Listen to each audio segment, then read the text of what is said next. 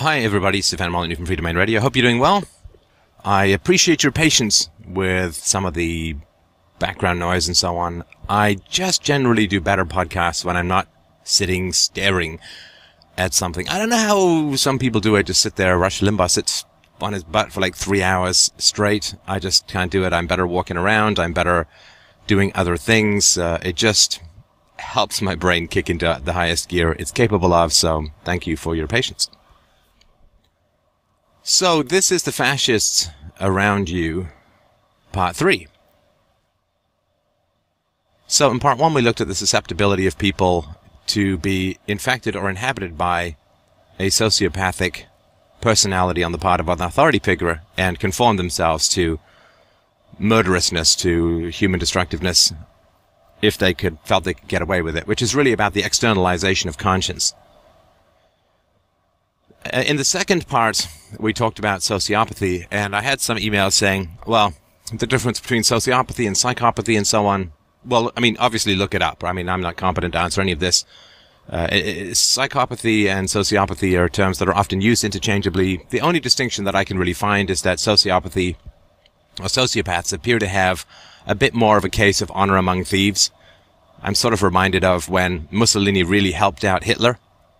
Before the Second World War, Hitler wrote him a note of absolutely fervent thanks and promises of eternal loyalty, which Hitler actually did fulfill, committing troops to North Africa, even at the expense of his Western expansion, and was one of the things that helped to bring him down. So there may be more of an honor code among sociopaths, whereas psychopaths are, even more impulsive and so on. But to me, it doesn't really matter. I mean, it doesn't really matter what the fine distinctions are of different kinds of evil. Now, of course, the question of evil brings up the question of nature versus nurture, and there's no clear answers, apparently, on this. There are genetic markers, but a brain researcher found that he had all the genetic markers of sociopathy, but actually of psychopathy, but he had a wonderful childhood, and he was not a psychopath, at least not the traditional one. But he had the genetic markers, and he also had the brain scan that indicated almost pure psychopathy in the brain. The dark centers of impulse control and the dark centers around emotional learning and so on. So he had all the markers, but he himself, of course, was not a psychopath in a clinical sense. He just had all the biology of it. But he'd had a wonderful childhood. There do seem to be some indications that there is some, like if you have a good childhood and you're a natural-born psychopath, then you're more likely to be on the slightly shady end of the business world, never end up in prison and so on. Whereas if you have a violent upbringing and you're a psychopath, then you end up as, a criminal and violent and so on. Now, there are some traits where decisiveness and, in a sense, a lack of empathy can be very helpful. I mean, I don't know if I'd ever be comfortable hacking over, even with all the training in the world, hacking open someone's throat in an emergency, but you want a surgeon to be cold, cool, and calculated when a sudden operation is needed and so on, right? Even cutting into someone makes most people pretty squeamish, but surgeons, you kind of want them to be unencumbered by an excess of empathy for your appendix or whatever. So, now, as to why there are these people, well, it seems that there's some sort of theories around social reproductive strategy, that as long as you don't have too many psychopaths, then the scatter your seed reproductive strategy has some value, right? So instead of having a few kids in a pair bond relationship and nurturing them very closely, you have a whole bunch of kids which you then abandon, and you just, cross your fingers and see which ones grow up as far as your genetic markers go. You're keeping your genes reproducing. DNA photocopying, job one. So there is certainly some reproductive strategies. I can certainly also imagine that a tribe of empaths, right, a tribe of people who are empathetic and raised peacefully and so on, in the Hobbesian state of nature way back in the distant past, or in many places in the world, the not so distant past or distant present, that those without any remorseless, conscienceless ability to kill would be at a disadvantage in the endless violent competition for resources that characterized pre-civilization. And when I say pre-civilization, I pretty much mean the civilization that we're in right now. Civilization will be when we've finally gotten rid of the state and of superstition, religiosity, so we're in pre-civilization, but even more pre-civilization. So you want a minority of people who are going to be able to kill without conscience in order to protect you from other tribes who have a minority of these people. But at the same time, you don't want to be entirely composed of these people because you'll never get any farming, right? You have no tolerance for the low stimulus job of actually staying alive. So I certainly can see that, if there's a genetic basis to it, that it would not be something that would be weeded out. But you would achieve a balance of a few percentage points of people who have no conscience. It's a viable reproductive strategy, and it's a useful strategy for defense of the tribe and for attacking others. You want to go to war with, the cold-blooded rather than with Leo Buscaglia. Now, that having been said, sociopaths and psychopaths in the military don't tend to do very well. So, because they don't follow the chain of command, they're impulsive, they put people in danger. So, for instance, in the bomb disposal units, the sort of Hurt Locker group, in the bomb disposal units, and they've done some studies of this, in the bomb disposal units, you really need to be careful, and you need to not be fearless. That's not sensible, it's not rational. And those people tend to get weeded out pretty quickly, either by the tests that they give people, or by reports from superiors, or by, I guess, the bombs themselves. They're called cowboys, and they're considered to be a negative, and so on. So, at least in the modern military, the sort of conscienceless, impulse-driven, remorseless, hair-trigger kind of person doesn't really seem to do that well in that structure. So, but in the past, when war was a little bit less organized, so to speak, I could see there being some value in that. But one of the most amazing things about personality, genetics, epigenetics, and environment, and all of that, is that our genes listen very closely to our environment starting from birth.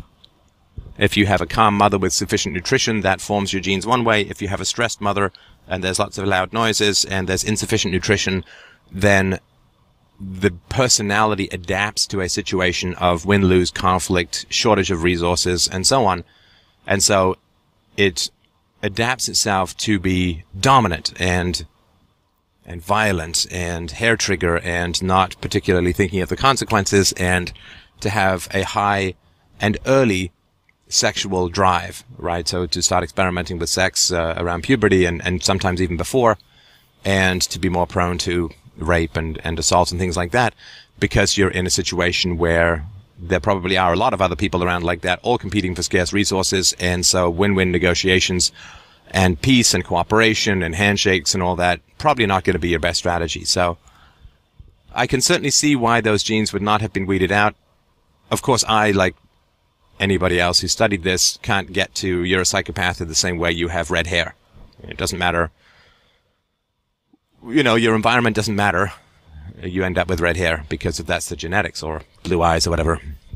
And nobody can make that statement with any confidence. There, of course, is increases in sociopathy. There's culturally specific gradations of sociopathy, and there are influences among parents. Look, it's hard to falsify and it's hard to prove, and I remain mildly agnostic, tending towards environment, because whenever anybody talks about genetics without talking about epigenetics, then that is a confirmation bias. Because if you talk about genetics like, well, this is the way that the sperm and the egg combined, this is the way the DNA fell out, and that's it. It's set in stone. The genes are like an asteroid and the personality is like a crater. Whenever they don't talk about the adaptability of genes, prenatal, postnatal, to environment, to stimulus, And particularly when people talk about twin studies without pointing out that the twins shared a womb and shared the same mother, who was probably in a great deal of stress because she was going to give up her kids. And also if they don't talk about the fact that in most twin studies, the twins are together for at least a year before they're separated, and that they probably go to similar sociocultural backgrounds, all that kind of stuff. I mean, if people don't talk about that, then they're really misleading people. I mean, this is a fundamental falsehood. On the other hand, you know, there do seem to be, you know, there are 3 brothers and 2 of them are fine, and one of them is a sociopath or whatever, and the parents say we did everything the same. Was there a coach who molested? Was there a priest? Was there... Who knows, right? Again, you can't really determine these things. But I am aware that if untraceable people might have abused the child, then... Yeah, maybe it was an early babysitter who just focused on torture on one because he was the youngest. Who knows, right? But I'm very aware that that's a slippery slope, because then whatever anybody comes up with that appears to be genetic, you could say, well, it's epigenetics. And if epigenetics doesn't work, you can say, well, there's abuse that wasn't recorded, and it becomes something which is unfalsifiable. And the moment it becomes unfalsifiable, then it's not really very helpful to discuss. So I'm aware of that, and I want to sort of be clear about that. But I tend more towards environment. That does seem to be, it does seem to be that it's genes plus abuse that is the deciding factor. That seems to be the consensus of the most recent articles that I've read. The sort of 2012 articles that I've read. Other researchers believe that it's genes plus environment.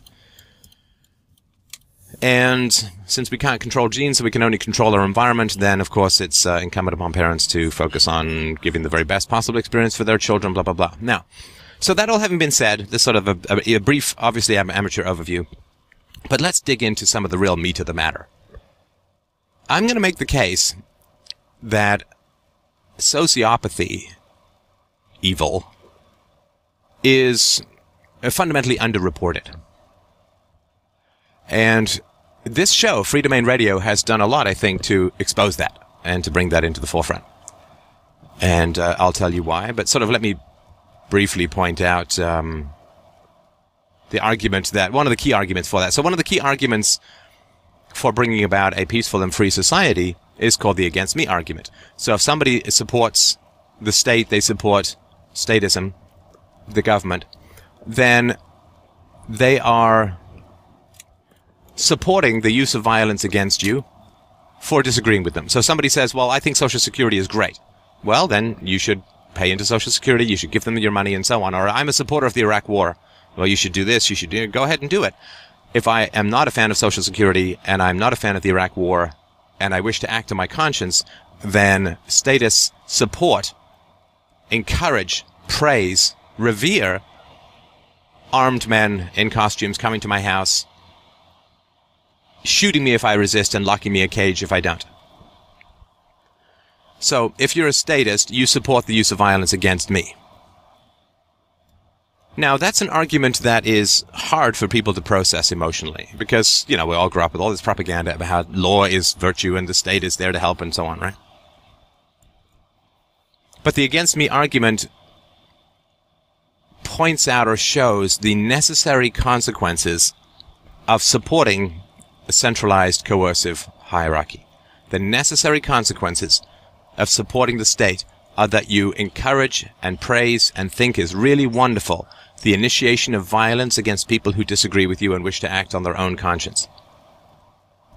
If you like socialized medicine, then you should pay in the government to do socialized medicine. I consider it immoral and enormously unproductive, but if I act on my conscience, if you're a statist, then you support me being thrown in jail. And if I resist being thrown in jail, you support me being shot. If I attempt to defend myself against armed people forcing me to follow your standard of virtue. Now, the against me argument is very powerful. It's very powerful. And it's powerful not because it converts people to voluntarism or anarchism and so on. I mean, it does that occasionally. But it's very powerful in exposing people who don't have empathy, or who lack empathy, let's say, to some degree or another. And the reason for that is, of course, that if somebody is driving an ATV and they come up and chat with you and they drive their ATV onto your foot, let's say the ground's kind of squishy so it doesn't smash your foot up, but it's really painful. They drive the ATV onto your foot and they don't know it, let's say, or you assume they don't know it, and you say, "Dear God in heaven, you just drove your ATV on my foot. Can you move it?" If they say, "Oh my God, I'm so sorry," and they jump off the ATV, lift it up, so they don't spin it and hurt your toes or whatever, and they walk you to the house and they drive you to the hospital and you get an X-ray and they're just so apologetic. Well, clearly this was an accident. This was harm to you that was unknown to the perpetrator. You can't charge that person with assault because clearly it's an accident. I mean, unless they're unbelievably fantastic actors and are doing something for which they have no motive, then it's an accident. They didn't know. They didn't know. They didn't know. Now, the against me argument states or reveals to people the basic fact that they have an ATV on your foot. It's called the state. They have an ATV that is crushing your foot, and it's called the state. Now, I'm fully willing to accept that the vast majority of people have no idea. Like, they just have never made that connection. Propaganda and all that, endless amounts of avoidance of this basic and essential topic that the state is violence, that it's just never occurred to them that they support the use of violence against you, the initiation of violence against you. So they're driving the ATV called the state, and when they stop it, it's on your foot. So the against me argument is saying, you have an ATV on my foot, and it really, really fucking hurts. Now, somebody who has empathy, somebody who has moral sensitivity, somebody who is a reasonably lettered and mature and wise, didn't say educated, it can go quite the opposite direction, but empathetic human being, will be troubled by the fact that he's supporting the use of violence against you. He will be troubled by that. Because the logic is so obvious. Of course you want me thrown in jail for not paying taxes, for not obeying your chosen gang of thugs, for acting on my own conscience, for wishing to live free of violence. Of course you support the use of violence against me. If you support taxation, you support the use of violence against me. If you support what is commonly called regulation, then you support the use of violence against me. If you support the Federal Reserve, then you support the use of violence against me. And theft of me. If you support the national debt, you support the use of violence against my daughter. I mean, nobody supports the national debt, but if you accept the national debt. If you support public schools, then you support the use of violence against parents to not pay for that which they may find morally repugnant and reprehensible. If you support foreign aid, then you support taking money from the poor people of rich nations and giving it to the rich thugs of poor nations, and so on. Now, most people don't make this connection. The against me argument can, in a very concise and powerful way, make this argument. You now know that you support the use of violence against me. Now, somebody who has empathy is troubled by that. And they may be troubled by that on a number of levels. And I really want to spend a few minutes on this because it's really important to understand what I mean when I say that sociopathy is vastly underdiagnosed in society.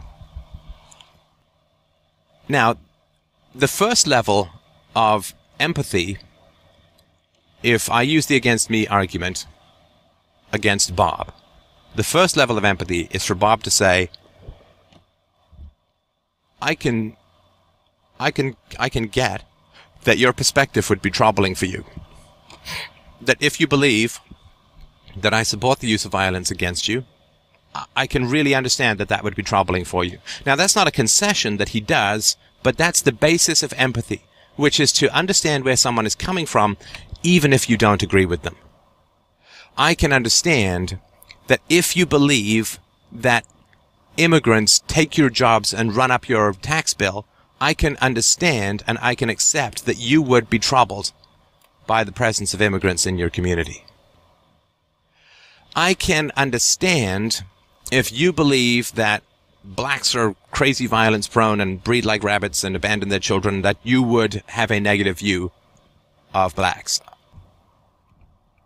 Right, so this is, I empathize with where your thoughts have led you. I'm not saying that I agree with your thoughts, but I empathize with where your thoughts have led you.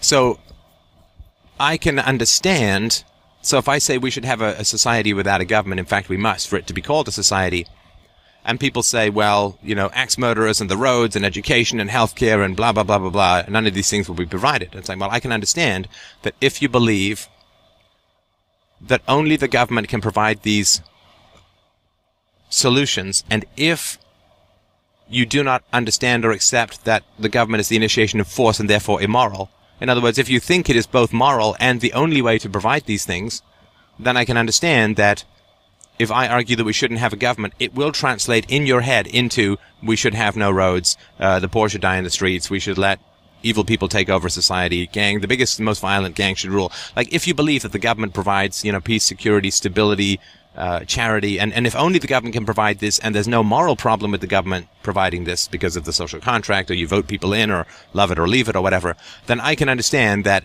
the arguments for anarchism for you will translate into a vastly negative social experience. Your conception of what society looks like will be terrible. It's like I said, if we should have houses made out of jets of flame, I can understand that this would not be very appealing to you. So, as far as empathy goes, I can empathize with people's perceptions, even if I violently disagree with their beliefs.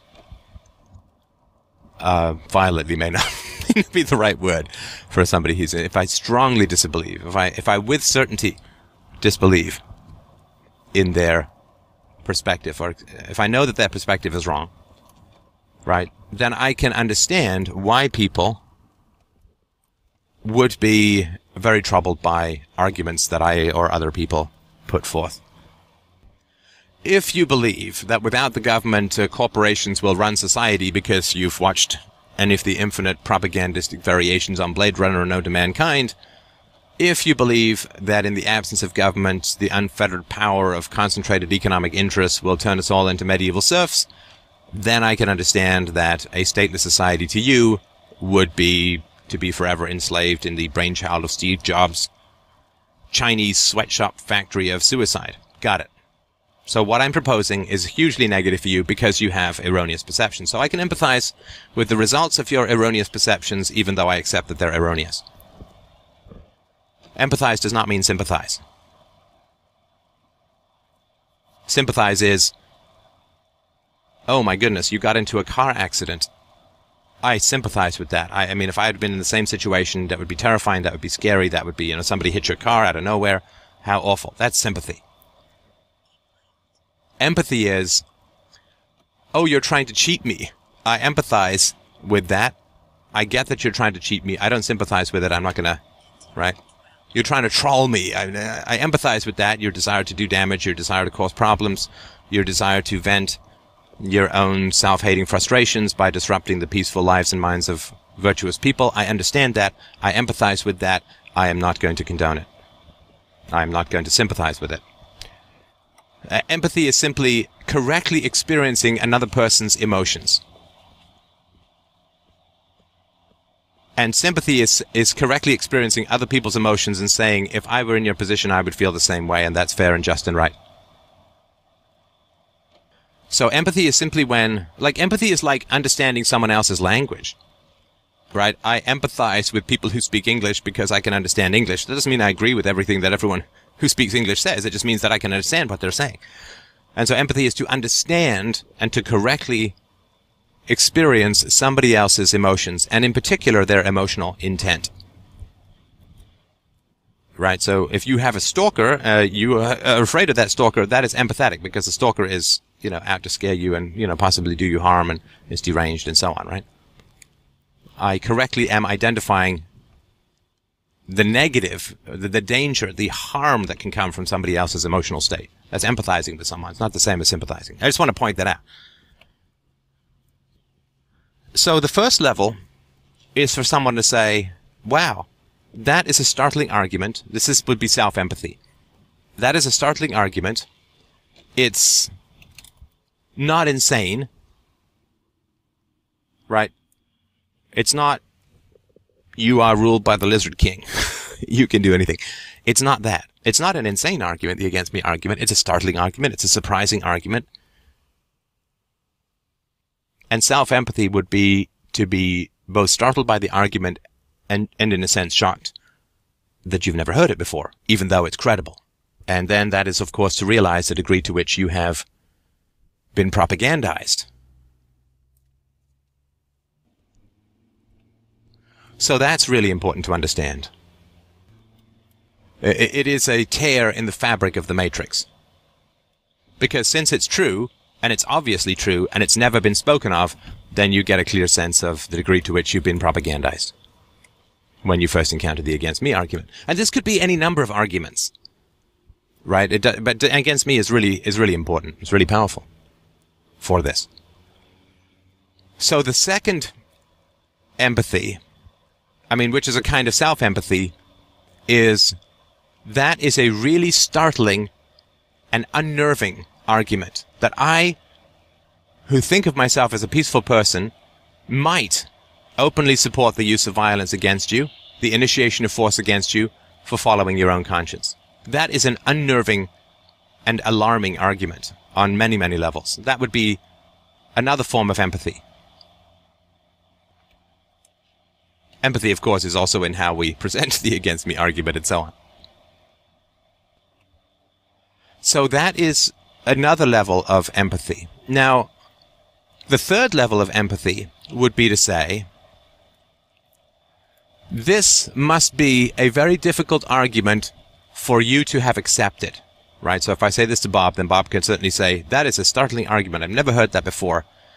I'm just trying to put myself in your shoes. If you genuinely believe this, and there's reasons to believe that it's true, because I can't think of an argument against it right away, this must be a very unsettling and challenging place for you to live in, knowing or believing with some significant justification that people around you who claim to be peaceful are actually supporting violence against you. That would be another kind of empathetic argument.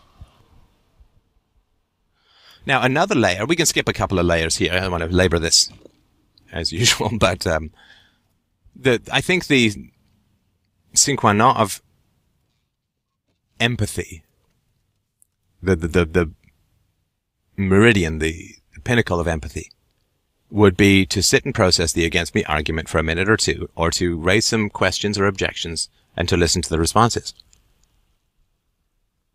And then it would be to say, wow, I just feel like you've gently massaged open a third eye in my forehead that can see 1,000,000 miles into the past, into the future, into the hearts and minds of those around me, into the society that I live in, and into myself, because I cannot reject the basic argument that you have made. Maybe I will tomorrow, maybe I'll find some ingenious disproof of it in a week, but right now, I'm sitting here stunned with the reality that I support violence. I'm sitting here stunned that I, who praise myself as a peaceful, liberal moderate, and who's anti-war and who's anti-violence and who campaigns against child abuse, that I actually support the violence, support the initiation of violence against other people, against you, my fellow human being sitting across the table from me. That is an unbelievably shocking argument. I absolutely cannot refute it, to my knowledge, at the moment, and I can't think of how I might refute it, because it's so obvious. I am supporting the initiation of force against you when I support taxation and regulation and debt and fiat currency and government as a whole. I can't fathom how a society might work without it, but there is a huge moral problem that is at the core of my thinking that I've never heard of before, and that tells me a lot about the entire intellectual environment that I'm in. It's a terrifying argument, and I really want to tell you something. I really want to tell you something, says Bob. I want to tell you that I'm really, really sorry for having an ATV on your foot that I didn't know about. I'm really, really sorry that I have unwittingly, unknowingly, but it's such an obvious argument that I can't claim to have no responsibility whatsoever in the matter. I'm very sorry that I have spent years and years supporting the use of violence against my fellow citizen, against my brothers and sisters, against my fellow human beings, that I have been a tool of violence, that I have been a supporter of violence, and that I have not stopped to examine the alternatives. I have not stopped to question my own moral principles. I have not allowed the increasing empirical evidence of the problems of statism to put even the slightest dent in my obsidian-like biosphere of propaganda, prejudice, and illusion. I'm very sorry that I have for many years proclaimed both publicly and privately the efficacy and value of violence. I feel ashamed. I feel that I have done an enormous disservice to the future. I feel that I have done an enormous disservice to every cause that I hold dear by openly waving a bloody flag in praise of guns, in praise of prisons, in praise of drones and bombs and aircraft carriers and nuclear submarines, in praise of the incarceration of the innocent, in praise of the enslavement of the unborn. I am shocked, and I am appalled, and I am devastated that I have supported the institutional expansion of violence across what I thought I was creating a green and peaceful world. I am appalled that I have been marching, goose-stepping in the phalanx of master-worshipping, whip-bearing slaves when I thought I was the Pied Piper leading us to a peaceful future.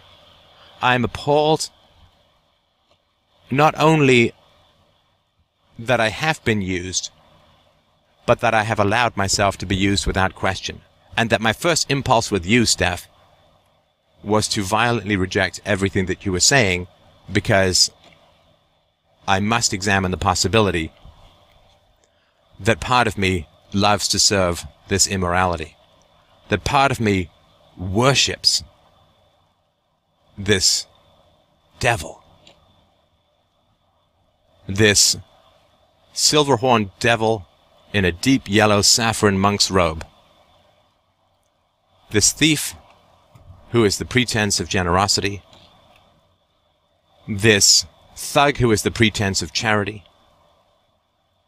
this murderer who is the pretense of a liberator. That I love the words and ignore the deeds.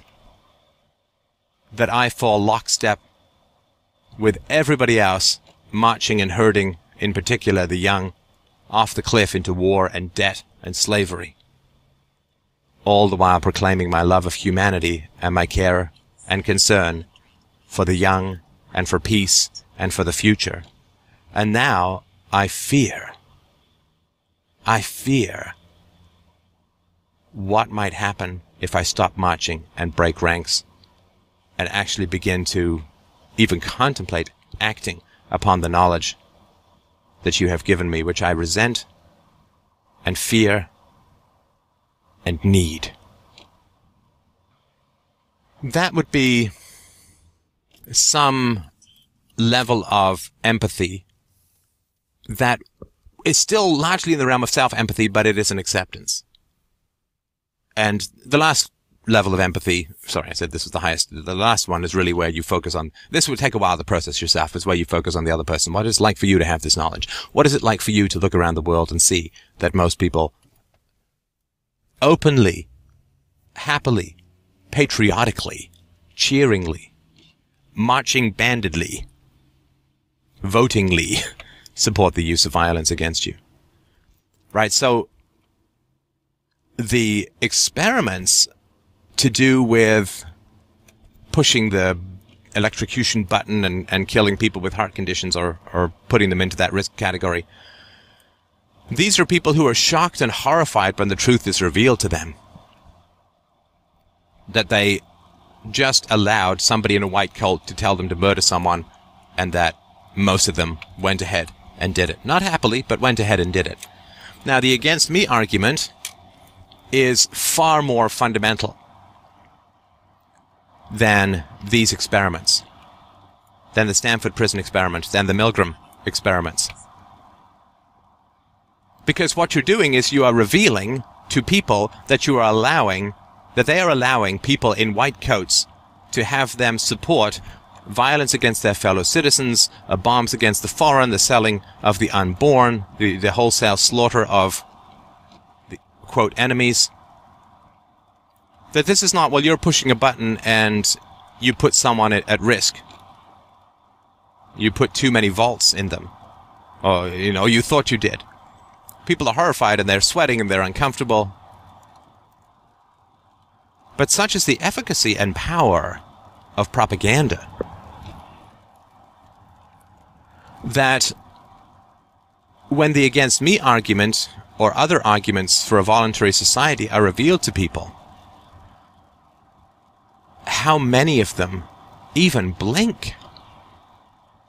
How many of them are even troubled by this revelation that through their support of the state, they are bringing down the hammer fist of their approval on the endless violence and predations and theft and evil of the state. So the people who are revealed to have participated in a potential murder are shocked, horrified, and appalled. And a number of them wrote afterwards that they were actually happy to have this knowledge, painful though it was, because it revealed to them the degree to which they had externalized their conscience and could be led into immorality.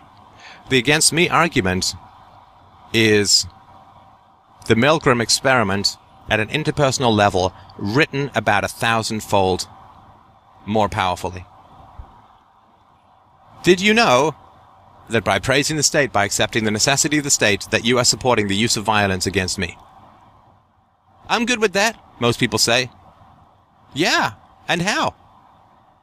No, I'm not. Don't be ridiculous. Well, what's your argument against it? Oh, just this is silly and histrionic. Forget about it. I mean, it's too crazy. Imagine if that had been the responses of people to the Milgram experiment. You just allowed somebody in a white coat to have you push a button that would almost certainly have killed someone. That you allowed yourself to be turned into a murderer because somebody in a white coat was murmuring at your elbow. And people said, yeah, I'm good with that. How the hell else are people supposed to learn? And it wasn't murder. Guy knew what he was doing. He was there. That's what a sociopath would say. That's what a sociopath would say. As one sociopath memorably said, yeah, I got into a fight. The guy pulled a knife on me. I grabbed it, jammed it into his eyeball. He just ran around screaming like a baby. What a jerk. Serves him right. But you understand what I'm saying here. And why this series is called The Fascists Around You. Not the fascist over there. Not the occasional fascist you meet in your life. Not the 4% of fascists. But if you did the Milgram experiment, and you showed to someone that they were participating in violence that caused people's death, and they said, that's exactly as it should be. I praise this system. I want this system. And anybody who argues against this system is immoral and dangerous and bad. And it's the only way to get people to learn is through violence. People don't respond to anything else. That's what they need, and I'm happy to participate. That would be, in my opinion, sociopathic. But what does the against me argument reveal about those around you? They praise the system. They're not shocked. They're not appalled. They're not dismayed. They don't pause. So my argument, and again, I'm just using these words in an amateur context, but my argument is that when you use the against me argument, anybody who's not troubled, anybody who defends, anybody who counterattacks, is sociopathic in their relationship to the state. And how many people, when you use the against me argument, are troubled? I don't mean that they're sociopaths. I have no capacity to judge anybody at that technical level. But it seems to me that a strong argument could be made that relative to the state, anybody who rejects the against me argument and defends the use of violence against you for the peaceful following of your own conscience has a sociopathic relationship to the state. Has an empathy-less relationship to the state and its effects. So when I say that sociopathy is vastly underreported in society, this is kind of what I'm talking about. When you show people that when they support the state, they support the initiation of violence. They support the murder, because all laws are murder-based. All laws are murder-based. Every threat the state makes is based on murder. They have to be willing to kill you in order to get you to obey them. Otherwise, you would just kind of ignore them. They have to be willing to escalate the enforcement of every single law and regulation to the point of murder in order for it to have any credibility whatsoever. If you resist long enough, if you try to defend yourself, you will be killed. I mean, I'm not saying that cops want to do that. My God, I mean, it's horrible. But that is the reality. So it's directly analogous to the Milgram experiment, except you're pointing out that people have already been pushing that button for many, many, many years. And it's not just actors who've pretended to be in pain, but millions of people who've died, hundreds of thousands of people who've been incarcerated and raped and beaten and shivved. So we're not talking about a theoretical, we're talking about an actual, we're not talking about an experiment, we're talking about a reality. A reality. This is not a gotcha. This is a you've done it to status, which I had to confront in myself. Being a minarchist, I had to confront that in myself, that I had supported the use of violence against people who disagreed with me. That I had served evil by justifying it in principle. So the Milgram experiment is like one grain of sand on the beach of the against me argument. And how many people are shocked by their support of evil? How many people even take a pause? Or how many people praise? Right? The state is necessary to educate people. Violence is necessary to educate people, and it won't happen any other way. It's exactly the same way as saying, to learn these word associations, these assholes need to be shocked. They need to have high voltage run through them. There's no other way to do it. In order for people to have some comfort in their old age, in order for people to have some money in their old age, we have to steal from people, and we have to throw people in jail who don't want to pay, and we have to shoot them if they resist us. There's no other way to do it. This is the world that we live in. How many people are troubled by their support, active, open support of murder to organize charity, of murder to organize education, of murder to organize healthcare? How many people, when you show that they have blood on their hands, leap back and try and wash it off? And how many people smile and lick their fingers? Do you see what I'm saying? Do you really see what I'm saying? I'm going to give you another example. It doesn't have to be about politics. Let's say that your parents spanked you. A spanking is an act of unempathy. Do I even need to go into why? You're turning somebody else's nervous system against them. You're turning a innocent child's body against them. You are assaulting them. You are attacking them. You are terrifying them. You are harming them.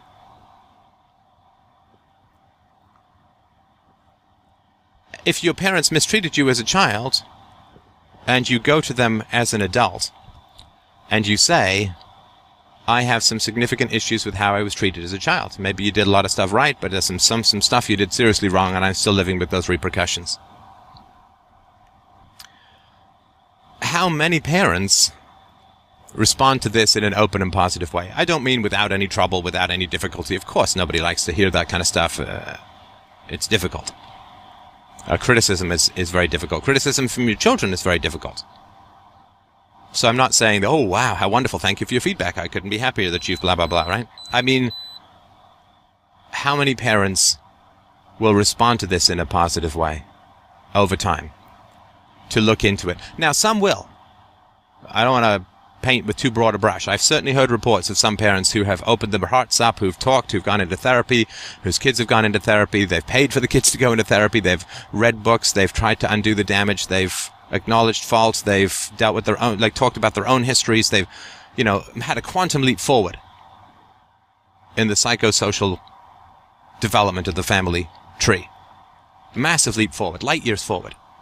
Massive kudos and praise to those people. And there are some people who accept and recognize the against me argument and are horrified that the angel they see in the mirror is holding up the halo with two big fucking flaming horns and a pitchfork and the head of the young and the body of the future lying bleeding on the bathroom floor. Some people do. It's not many. It's really not many. Which is kind of important. I don't know what the success rate is, or the illumination rate is, of the against me argument. I know that in my own life, it's less than 1%. I would imagine, this is certainly, of course, not scientific, but based upon 30 years of talking about tax as the initiation of force, and 6 or 7 years of running this conversation, thousands and thousands of emails, board posts, tens of thousands of YouTube comments, immense amounts of feedback on the arguments that I've put forward, it would seem to me that the success of the against me argument is about 1% or a little less than 1%. The success rate of the talking to your parents about problematic things that happened as a child is higher than the against me argument. I'm not going to, it's single digits, I think, but it certainly is higher than the against me argument. But if the success of the against me argument is 1%, then 99% of people are praising and justifying and continuing to praise and justify, even after illumination, the institutional initiation of force against peaceful people. Like, once somebody can prove to you that slavery is evil, and you say, well, this is how it has to be. There's no other way to pick crops. The slaves deserve it. We won. They lost. They can't support themselves. They can't do anything for themselves. We need to be in charge. And anybody who suggests that slavery is immoral is irresponsible and evil. Would that not be a sociopathic response to the question of slavery? Because we create choice through moral illumination, right? If you've never heard the against me argument, you're not responsible for it. Once you've heard it, you're responsible. In a very real sense, the spread of philosophy is the creation of the self-knowledge of immorality. This is why people dislike philosophy so much. Why did you drop this argument in my lap? Before I had this argument, I had no doubt about the virtue of my position, and no doubt about the centralized necessity of violence in society. In fact, it wasn't even violence. It was violence like an appendectomy is violence. It was for the greater health of society, and what is the alternative? War of all against all, nature red in tooth and claw, blah, blah, blah.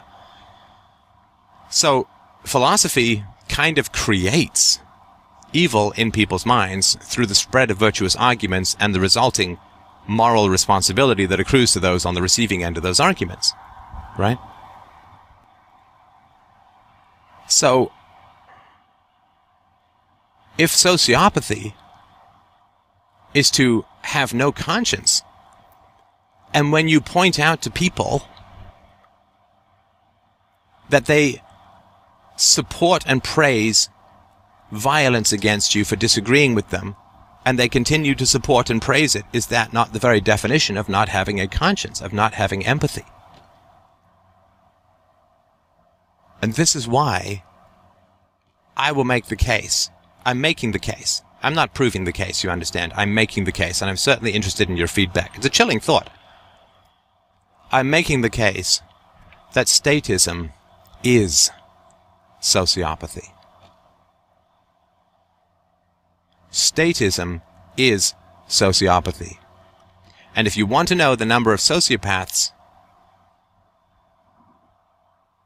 in society, look at the number of statists in society. I do want to be clear to differentiate this rather horrifying proposition. I do believe that people can be split. And I believe that statists can be very nice to their children. I really do.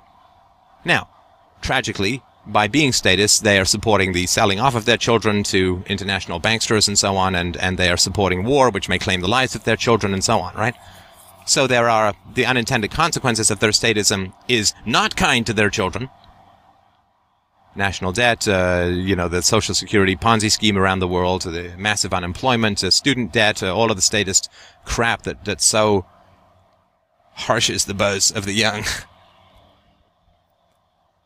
But at an individual level, statists can be very nice to their children. A lot of statists have committed to not spanking their children, to raising them peacefully, and so on. So I don't mean that when I say statism is sociopathy, I don't mean that every statist is a pure, unadulterated sociopath. I have no way of making that claim.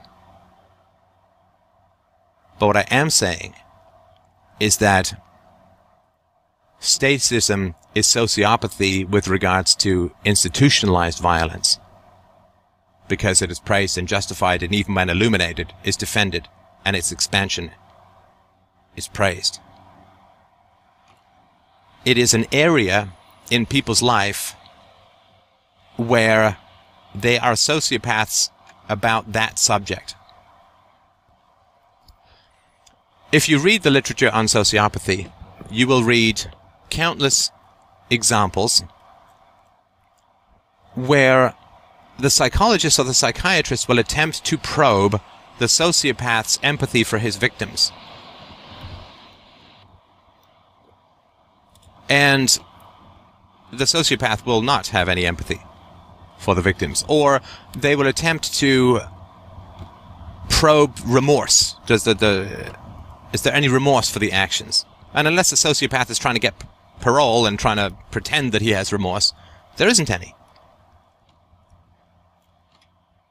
And it would be fascinating, of course, to do an experiment where you would wire people up and to the against me argument and figure out what parts of their brains fired or not. My guess is it would be similar to a sociopath with victims. Because statism has direct and literal consequences. Direct and literal and violent consequences. Right. If you're a statist, then you support the war on drugs. If you support the war on drugs, you're supporting murder. You're supporting incarceration. You're supporting the re-traumatization of already traumatized people. You're supporting theft. You're supporting predation. You're supporting gangs. These are the direct effects of your beliefs. Right?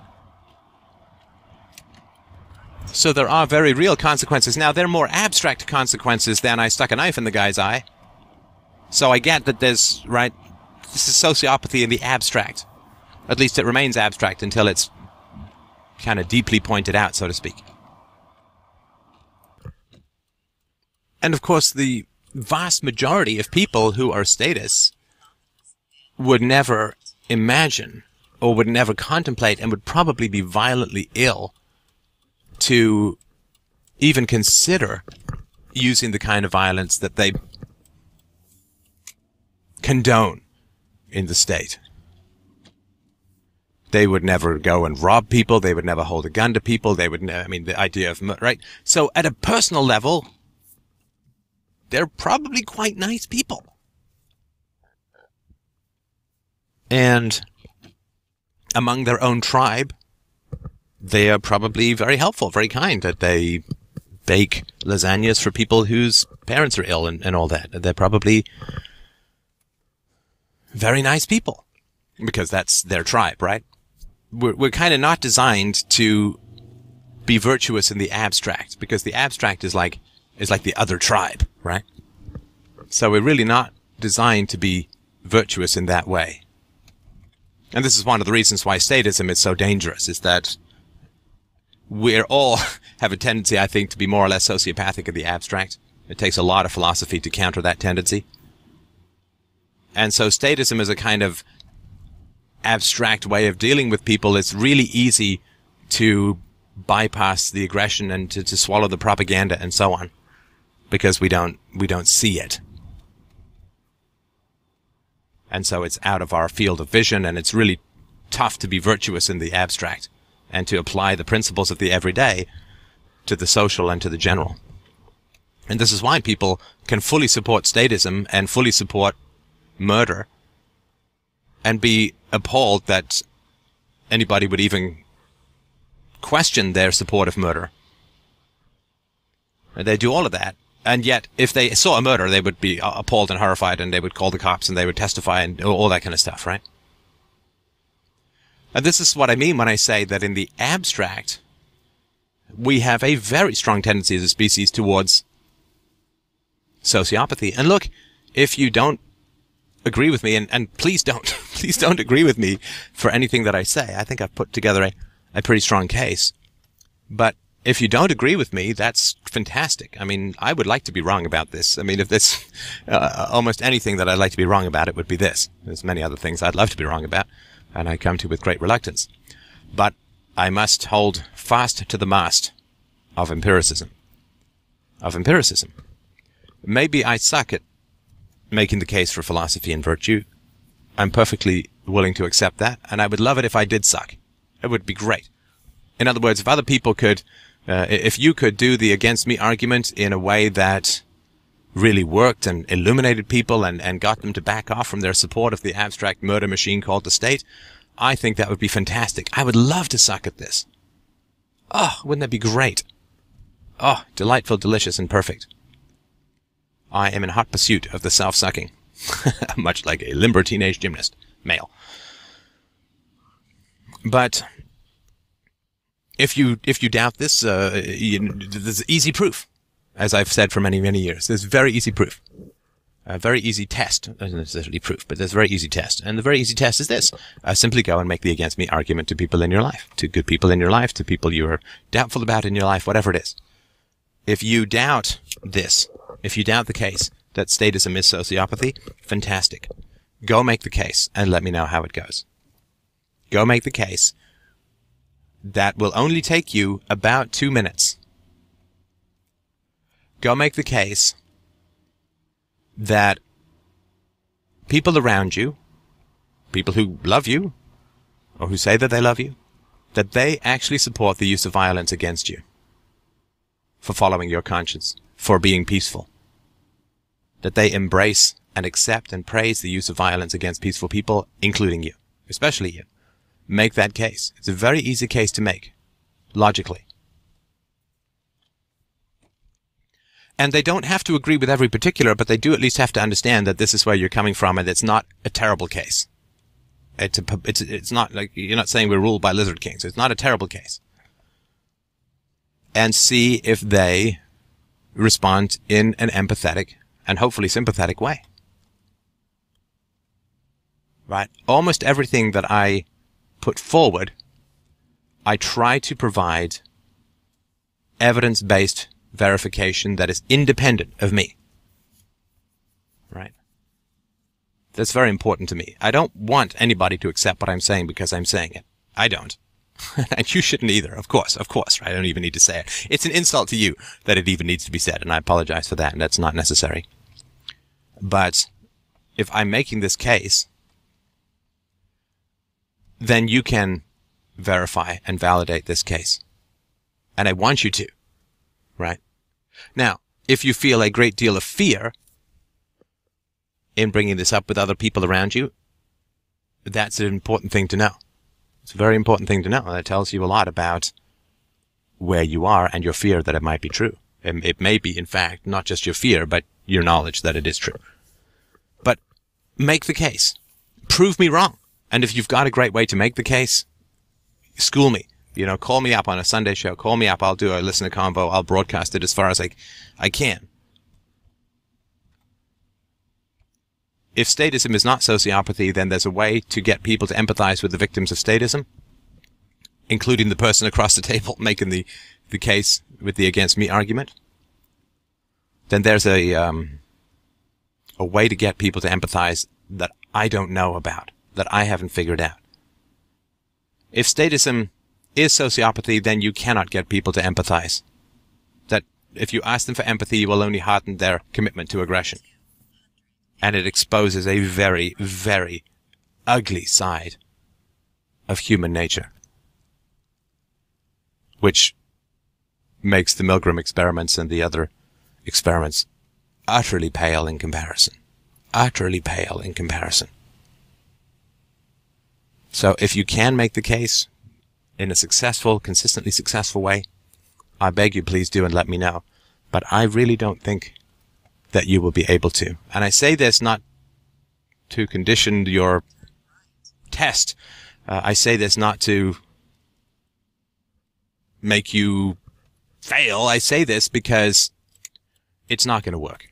My belief, it's not going to work. The against me argument reveals that statism is sociopathy 99 times out of 100. And even in the sometimes where people do accept it, the sociopathy reforms later on, right? They simply will reform and they'll be back to being status within a day or two. And the reason I say that it's not going to work is not because I don't want it to work, but because I don't want you to blame yourself when it doesn't work.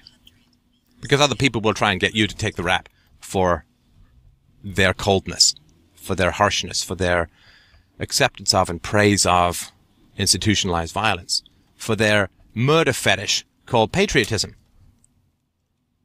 They will try to get you to take the rap for that. Oh, well, you're wrong, you're crazy, you brought it up too harshly, what am I supposed to do, blah, blah, blah.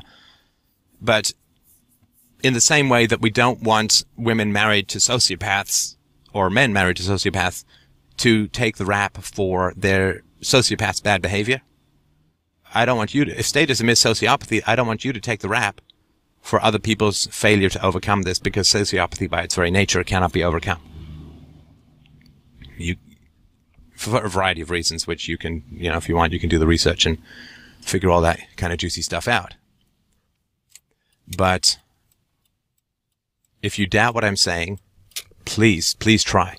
And try your very best. Give it a good shot. Let me know what the results are. I don't think I'm wrong. I'm quite certain that I'm right. I'm quite certain that the theory is right. I'm always happy, very happy in this particular instance, to be proven wrong. Thank you so much for your time and attention, and thank you so much for fellow traveling these deep, dark, turbulent waters with me. I will talk to you soon.